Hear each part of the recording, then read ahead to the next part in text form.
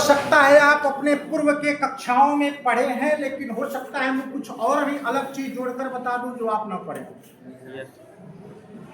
Past perfect tense जो है, जो कि प्रेजेंट परफेक्ट में चुका है, चुकी है, चुके हैं, आपने पढ़ा। यहां चुका था, चुकी थी, चुके थे, पहचान तो होगा, लेकिन पहचान के साथ साथ आपको मिश्रित वाक्य मिलेगा और समय का द्वंद मिलेगा। एक काम पहले हुआ रहेगा, दूसरा काम बाद में। तो पास्ट परफेक्ट को बनाने में बड़ा थोड़ा माथा लोगों का चकरा जाता है। क्यों चकरा जाता है? अब कोई भी हम कहते हैं कि मैं कल खाना खा चुका था या मैं कल विद्यालय आ चुका था, क्या ये पास्ट परफेक्ट है? क्या ये पास्ट परफेक्ट है? हाँ है ना। लेकिन मैं कह रहा हूं नहीं, मैं कह रहा हूं ये पास्ट परफेक्ट नहीं है।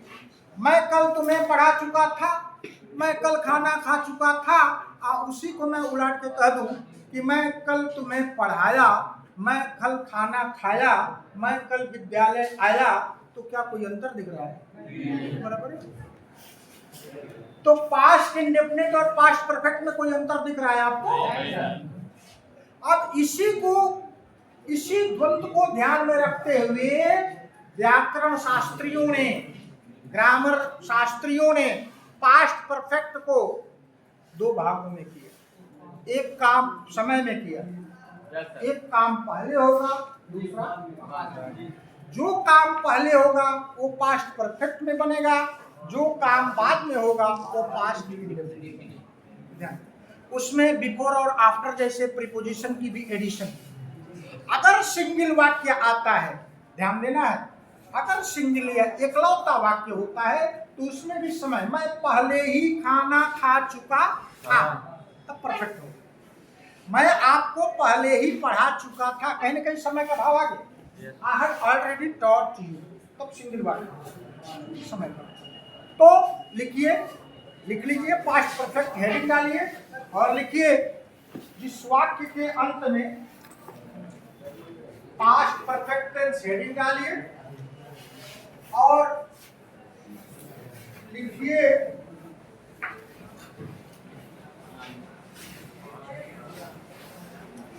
जिस वाक्य के अंत में चुका था, चुकी थी, चुके थे आदि आवे। जिस वाक्य के अंत में चुका था, चुकी थी, चुके थे, गया था, आया था, खाया था, पिया था आदि आवे, तथा वाक्य में दो उपवाक्यों का होना पाया जाए, वाक्य में दो उपवाक्यों का होना पाया जाए, जिसमें एक में कार्य पहले हो रहा हो तथा दूसरे में बाद में, तो उसे हम पास्ट परफेक्ट टेंस कहते। समझ में आ रहा ना? एक काम पहले होगा, दूसरा बाद। अब इसमें आफ्टर बिफोर का संयोजन भी रहेगा, ध्यान देना। अब मैं आगे बढ़ रहा हूं, समझ में आ गया इतना ना? इतना तो कंसेप्ट क्लियर हुआ पास्ट परफेक्ट का। अब हेडिंग डालिए पास्ट परफेक्ट टेंस शांत रहे और कुछ नवीन चीज मिल रही है तो उसको आत्मसात करें ज्ञान के। पास्ट परफेक्ट टेंस पहचान में चुका था, चुकी थी, चुके थे आदि आवे, तथा वाक्य दो भागों में होना पाया जाए, एक में काम पहले हो, दूसरा बाद में, तो उसे हम पास्ट परफेक्ट टेंस कहते हैं। ठीक ना? दो भाग में मिलता है। अब इसको जब बनाते हैं तो अफर्मेटिव सेंटेंस जब बनाएंगे तो कैसे होगा? जैसे मैं दृष्टांत के रूप में वाक्य कैसे, मैं तुम्हें पढ़ाने से पहले नाश्ता कर चुका था। पहले काम कौन हुआ? नाश्ता। तो जो पहले काम हो रहा है उसको हम परफेक्ट में बनाएंगे, जो काम बाद में हो रहा है उसको पास्ट इंडेफिनिट में बनाएंगे। सूरज निकलने से पहले हम स्नान कर चुके थे, कौन काम पहले हुआ है? स्नान। अच्छा, तो अब ये काम पहले कौन हो रहा है? स्नान करने का, तो इसको परफेक्ट में बनाएंगे। और जो सूरज निकल रहा है, दूसरी चीज है सूरज निकलने के बाद हम स्नान किए, कौन काम पहले हुआ इसमें? सूरज निकलना। सूरज निकला। तो अब इसमें पक्षांतर हो जाता है। अब इसमें क्या कि हम स्नान किए, सूरज निकलने के बाद हम स्नान किए तो पक्षांतर हो जाएगा। हम स्नान किए, अब बाद में चला जाएगा और ये 5 मिनट वाला पहले आ जाएगा। बनाएंगे तो आपको प्रैक्टिकल पहले जाएंगे, पहले बनाएंगे तो अब लीजिए अफर्मेटिव सेंटेंस, सकारात्मक वाक्य।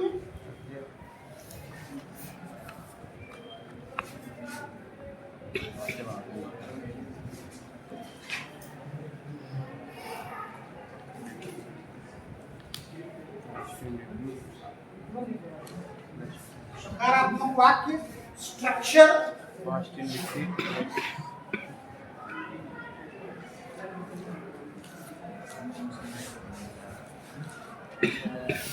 सब्जेक्ट बिफोर वाला स्ट्रक्चर हो जाएगा। बिफोर वाला वो लगाएंगे पहले वाला, सब्जेक्ट प्लस हेड।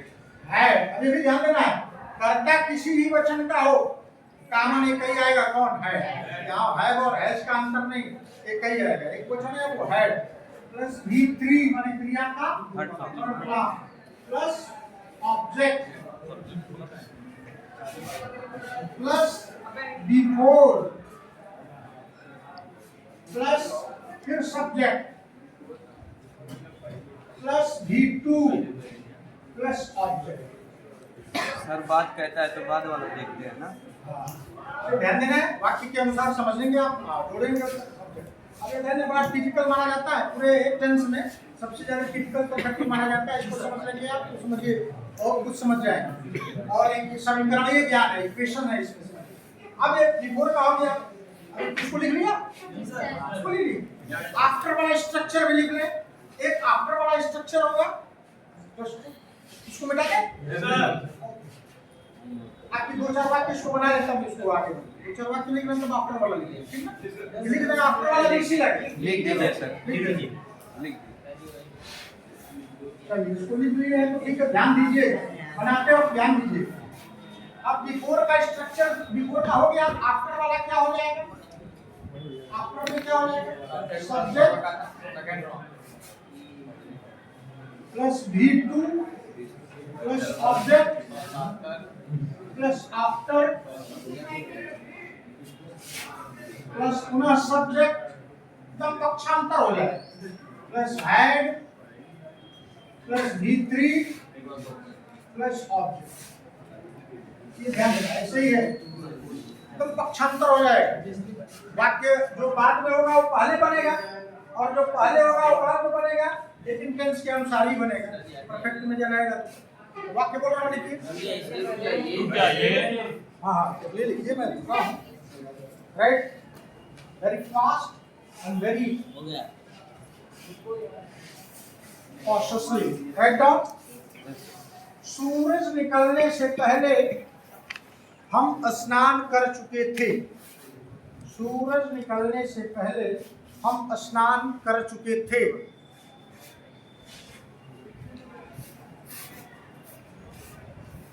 तुम्हारे विद्यालय पहुंचने से पहले, तुम्हारे विद्यालय पहुंचने से पहले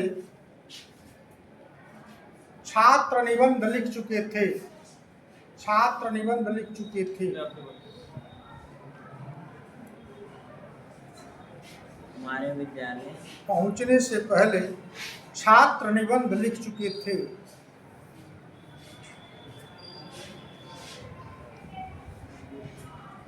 हमारे फुटबॉल खेलने से पहले, हमारे फुटबॉल खेलने से पहले अध्यापक घर जा चुके थे। अध्यापक घर जा चुके थे।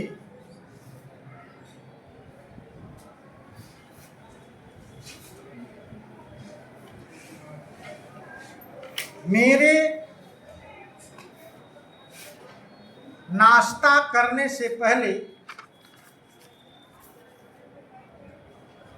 धोबी कपड़े धो चुका था।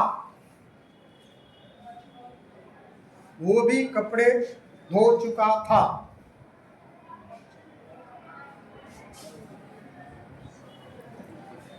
किसान के खेत जोतने के बाद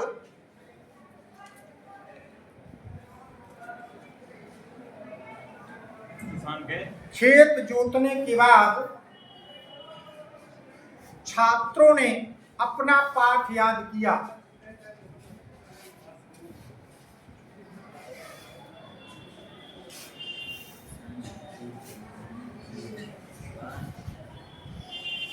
हमारे स्नान करने के बाद धोबी कपड़े साफ किया। धोबी कपड़े साफ किया। चलिए, इतने वाक्य को हम क्लास इंटरेक्शन के तहत बनाते हैं। जब पढ़ो क्या है बोलो। सूरज निकलने से पहले हम स्नान कर चुके थे। हाँ, We had a bath before the sun rise. Rose. We had bathed before the sun rose. और अगला वाक्य बोलो, बताओ जी, कौन बोलेगा? हाँ बोलो, अगला वाक्य बोलो आप।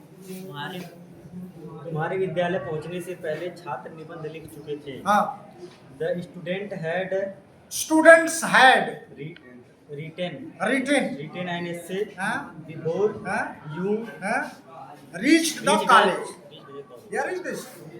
Students had written an essay before you reached the college. Yeah, school. हमारे फुटबॉल